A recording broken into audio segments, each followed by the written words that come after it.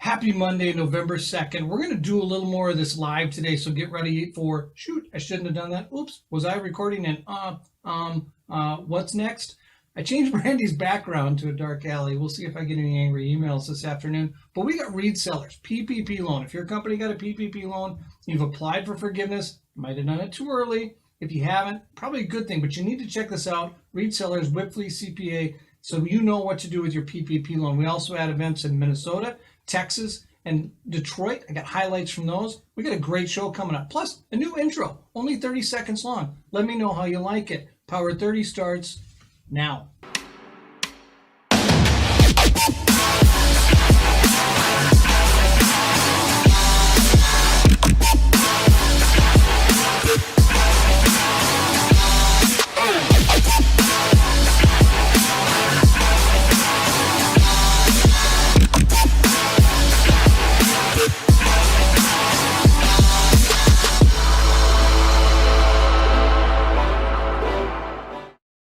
Hey there, here are your big headlines for the week. Let's start with this one. Prologis sold a UK logistics portfolio to Blackstone for $618 million. The deal included 22 buildings comprising 4.3 million square feet, a new record for Britain. Most of this portfolio is a cast-off deal from the Prologis acquisition of Liberty Property Trust last February. Blackstone, which now has a global real estate portfolio valued at $328 billion, is beginning to rival Prologis in the scale of its logistics investments across the globe. A big difference between the two, Blackstone is comprised of many private equity firms, while Prologis is a REIT publicly traded on the New York Stock Exchange. Avison Young released its third quarter net lease cap rate report. It says the net lease market in general has held up better than the retail market as a whole, but it is not unscathed. The average cap rate across tenant types rose 20 basis points to 6.56% from 6.36% last quarter. The biggest jump came from the bank sector, up from 6.15% to 7.59%. This could be due to a smaller sample size, but it is definitely something to keep an eye on. This chart shows historical single-tenant net lease cap rates versus the 10-year Treasury rate, and that gray line represents the spread between the two rates, which is at its highest point since 2012, signaling that net lease properties are trading at favorable prices. Be sure to register for the RE Journal's Net Lease Conference on November 18th. Registration is free. It can be found on rejournals.com. Greystone, a leading multifamily lender, was just named the largest HUD lender for 2019-2020. Greystone originated and obtained firm commitments for 136 HUD-insured loans totaling $2.59 billion and representing 14.7% market share, topping all other lenders for HUD-insured multifamily and healthcare loans. So congratulations to Greystone. Apartmentlist.com shared this nifty map of U.S. rental market changes. The darker blue represents the hardest hit metropolitan areas, while those more red and orange are actually showing rent growth from March to October of this year. Many of these Sunbelt states are looking favorable compared to coastal markets. Investors in search of fundamentals might want to consider flyover country, but since hardly anyone is flying, maybe y'all can just hop in a car. CBRE confirms its intent to formally move its headquarters from Los Angeles to Dallas, as reported by Globe Street. The move to McKinney Avenue isn't gonna involve moving many jobs from California, though. CBRE told Globe Street it's been growing its workforce in Dallas. This is just formalizing the way it's been operating for years. CBRE joins a host of others vacating LA as rock legend Gene Simmons announces he is selling his home of nearly 4 decades. That's in LA, and was also the set of the show Gene Simmons' Family Jewels, in case you were wondering. Friend of the show, Dwayne Lund, announced that his NAI office was named NAI Global Office of the Year. Given it had only 1 full year of operating under its belt prior to 2020, this marks quite an accomplishment for Dwayne and his team. So congratulations to all at NAI Legacy. We look forward to watching your future growth. All right, Todd. Josh Newacker from Seguin tells me how much industrial activity is going on in Seguin and why. We've seen a tremendous uptick in the amount of food and beverage manufacturing prospects, and having site visits with those folks, even during COVID here. Where we continue to see activity is really on the automotive side of things. That really happened pre-COVID. It was kind of we had a lot of activity picking up as kind of a precursor to the big Toyota expansion that was announced in September of 2019. We were successful with landing a Toyota supplier here in Seguin during that time period, Continental Structural Plastics, and not too far away from Seguin on Interstate 10 in Cibolo, you have Aishin that's building their massive transmission manufacturing facility. But what we're seeing right now, you've got a lot of the automotive suppliers that we believe that are likely going to be working with Tesla, really starting to poke around throughout the San Antonio and Austin region. So we anticipate that that's going to keep us busy, and those are things that we're going to continue to actively recruit to our region, hopefully to Seguin. This guy, Leo Gomez, I really like. He's killing it in Brooks, Texas. I'll tell you, food manufacturing has really picked up in steam. Just logistics of products that you find in retail is one thing, but the food side has really taken a bump in our area in terms of manufacturing for operations. And they are making incredible investments, or at least hoping to make incredible investments. And it's really tied back to the surge that we have in interest of opportunity zone investors. And so whether it's logistics or food manufacturing, if they're signing 25, 30-year deals, opportunity zone investors are flocking towards that kind of opportunity. And here at Brooks, we are a designated opportunity zone. And so you might imagine the good rents that it's bringing to the investors that are involved, plus the tax benefits. It's a perfect storm, so to speak, for the kind of development that we need to finish out our light industrial park here at Brooks for sure. Jonathan Horowitz, a restaurant and hospitality consultant, founder of Convive Hospitality Consulting, explains what is to come for Texas restaurants in coming months. Is basically the question is to restaurateurs, if things don't change, right? If we don't have significant improvement and people, don't feel more comfortable going out to eat, how likely is it you're still going to be in business in 6 months? That's the question. Amber Austin from CBRE and I discussed the San Antonio office market. I think culture is important. I mean, we wake up and spend a lot of time with our teammates, or we don't. I mean, now we don't, but you are in a company and you're working for a company because of the culture, and you really can't grasp that culture like this. So I think, for existing employees that are, drinking the Kool-Aid of the company and know it and understand it, it's sustainable. But for new hires or people that are coming in, I feel like you have to have that connectivity with your employees. You have to have that, kind of mission togetherness. And I think that there will always need to be an element of that, regardless of what kind of company you're in. Thanks, everybody. Those 2 Texas events we did in San Antonio and Austin are available on our YouTube site.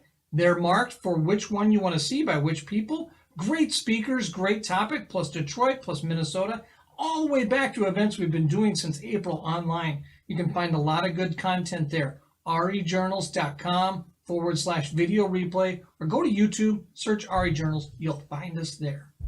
Next up, we've got Read Sellers. This is really important. Pay attention. This is going to be very, very good. Reed and I talk about the PPP forgiveness process, why you need to pay attention, why you might want to wait till next year to do it, why you might need experts in your corner to make sure you don't make mistakes. Let's go, Reed. I'm going to give you a hypothetical. I hope you're okay with that. We got a PPP loan. I'm not going to say it was complicated. It was pretty simple, but I'm not going to say it made a whole lot of sense either. And so we got in, we got the money, and then they changed the rules. So tell me, right now I've received the money. Where am I at, hypothetically? So you're probably still at a point where you're trying to decipher when should we put in for forgiveness. Assuming that we were really affected by this, there was no issues with our concerns over liquidity, the necessity to take out the loan. Really, we're at a place where we are starting to gather all the info and support that we need to put in for the forgiveness application. Hopefully we have a person that's starting to familiarize themselves with that. We're in discussions with the bank about what they're going to be looking for and that kind of thing, and probably even going through the initial calculation. depending on where we are in this hypothetical situation, did we have to lay off people? That might change some of our response or how we react in the timing of our loan forgiveness application. But we're probably getting real close to the end of our 24 weeks and starting to get real serious about whether we should put in for forgiveness now or in the first part of 2021. Okay, so there was a lot of stuff in that, and I want to take it one at a time. So right now, in this hypothetical, we owe the IRS, or not the IRS, I'm sorry. We owe, is it SBA? bank. We We owe the owe bank. our bank. Yes. Okay, so we owe our bank that loan. We do nothing else, we're going to have to make payments on it. Correct. And So there's some interest rate. Okay. Yep, 1% interest, depending on when we got our hypothetical loan. If it was before, I think the date is June 4th, we were under the old terms, which meant that we had a 2-year period, a 6-month deferral. Then the Flex Act came out, and the Flex Act said that now you don't have to make any principal interest payments until 10 months after the end of the 24-week covered period, or when the PPP or the SBA remits the forgiveness amount back to the bank. So we are not in a position where we're going to be having to make any payments in the near term, but we may have a 2-year term or a 5-year term ultimately. Okay, so then let's go back to the first things you said. And you said, assuming that we needed the money. So there's probably a test somewhere that we have to show that we needed the money. Is it really general? Is it really specific? And then who do we report that to? Is that to our bank or to the SBA? How does that work? So it would be really nice if they had came out with that guidance that spelled out a nice if-then test. Unfortunately, they did not. They never defined what, necessitated a loan, any of those terms. Now, they did come out with, in their FAQs, saying that anybody under that $2 million loan amount is going to be assumed to have made the loan in good faith because entities taking a loan that size do not have adequate access to funds. So in that regard, you should be safe on that liquidity provision.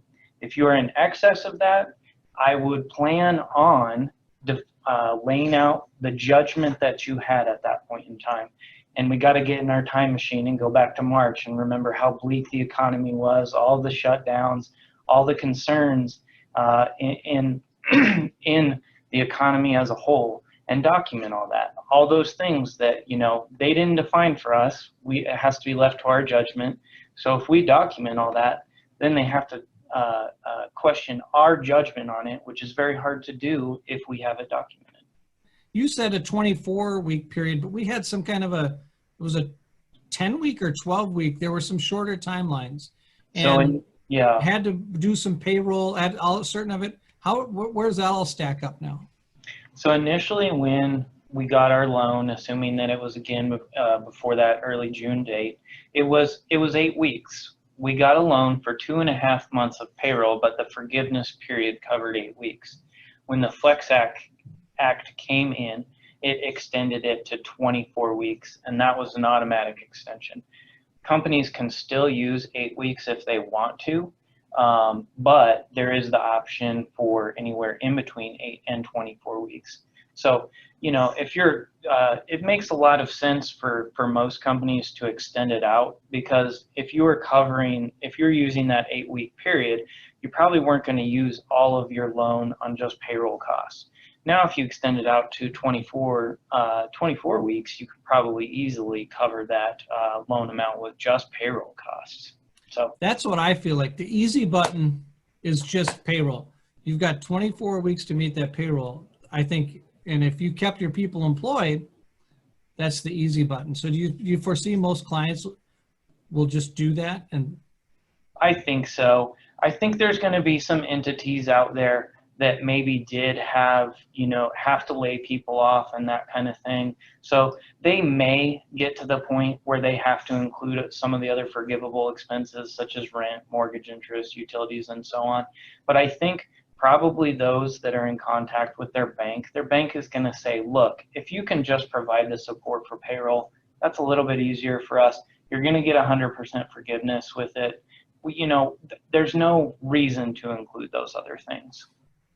It's also the rules around payroll are spelled out in great detail. Some of the other forgivable expenses, it's like, well, I think that qualifies, but I'm not exactly sure. When those little judgmental things come in, it's much better to revert back to if you can get it fully forgiven with payroll, it's probably just going to be easier on you. And this makes a case for using somebody like ADP or Paychex or someone to do your payroll, because they'll just have a report, right? Is that would be the kind of supporting document? Yeah, I think even the QuickBooks, a lot of these are kind of setting up reports that will come right out of the system to show, have some of these thresholds like the $100,000 maximum built in and that kind of thing. So that's probably something I would advise everyone. Find out what your payroll can provide in that regard. I think we can fast forward to the end. Is almost everybody's going to need a CPA firm to just make sure you're doing this right? Because there's so many moving parts. I think that this is one of those things you probably don't want to get wrong. My fear is that if you turn in an application that even if you inadvertently made a mistake on, the SBA could kick it back and say that you only get 90% forgiveness when you really had expenses that would allow for 100% forgiveness. You just inadvertently made an error. So yeah. I definitely would advise at least getting with somebody that's very familiar with the rules, very familiar with the form, and best practices there. So I should have asked, is there a copy of the form out now? Yes. So there is 3 actually forgiveness application forms that you can use. This is another great piece of advice. Use the form that works best for you, because there's one if your loan was under $50,000, it's essentially just a questionnaire. It's very easy. Those are a lot of the small companies and not-for-profits, so very straightforward. The second one is an easy application. This is the one that a lot of people are going to end up using. Effectively, it says we didn't lay anybody off, we didn't cut pay, or if we did have those situations, we fell under the safe harbor, meaning it was somebody that quit under their own will, we couldn't hire a qualified replacement, or we were under a mandated shutdown by some sort of local municipality, government, whatever it is, that restricted our actual ability to be open. In those cases, you can use that easy form, and you don't have to go through all these calculations on full-time equivalents, reduction in pay, and everything. So that's a form that's going to work for a lot of people. If you don't fall into those first 2 boats, you have to go to the long form, the full form, where you have to go through all those calculations. So does the bank have to accept Form 1 and 2? I could see a bank that gets overly worried about compliance saying we need everything on Form 3 because we want to cover our butts. Or is that decision up to the SBA? It might be up to the bank if they feel that way. I think that it's important for people to have conversations with their bank. You are when you sign that easy form, you are certifying to certain things, namely that you didn't reduce full-time equivalents or wages in excess of 25%. So you are certifying it, and you're putting yourself up for a little bit of liability there if you're doing that not in good faith. Will the bank come back and say, hey, we'd really like to see payroll records or something like that? Possibly. Somebody said to me that this may be taxable, and if it is, you don't want to sign it until next year because you don't want to necessarily have it land in 2020 in your lap. So let's address the first thing, because when I first looked at the law, when it came out, it said it was not taxable. But then after that, it gave us some mixed reviews. So what have you heard? So effectively, it is taxable. To get into the details a little bit, the loan forgiveness itself is not taxable, which is great. Everybody celebrates. I think that's the headline that you read. However, the IRS came back after the fact and said, that's fine. Loan forgiveness is not taxable. However, the expenses that you use for the forgiveness will then not be deductible, which means currently it is effectively taxable. Now both sides of the aisle and the executive branch have all agreed that that's not what they really wanted. Yeah, they ultimately, got together and said, we don't agree with the IRS's interpretation of that. And, there's a high likelihood that that will get quote unquote corrected eventually. The issue that you pointed out is if you were to put in your application now and for some reason it flies through the bank, it flies through the SBA, and you receive forgiveness in 2020, it kind of sets in motion the timing of that forgiveness.